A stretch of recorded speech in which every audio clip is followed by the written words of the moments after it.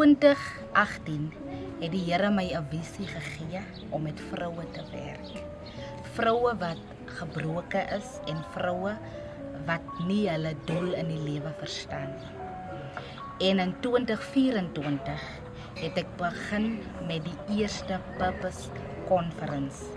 Purpose Conference gaan oor om vroue te empower. Vroue wat nog nie hulle doel in die lewe gevind het nie en vroue wat purpose driven was, maar deur omstandighede hulle purpose verloor het.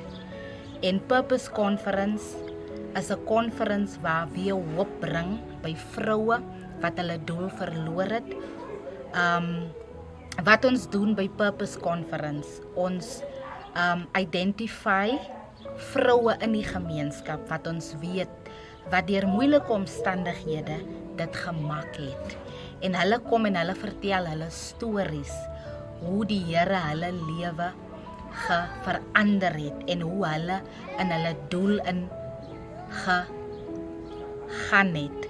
So Purpose Conference gaan net oor om 'n vrou te sê, jy kan weer begin. Daar is iets binne in jou wat die Here nodig het. Daar is iets binne in jou wat jy mee moet werk op die aarde.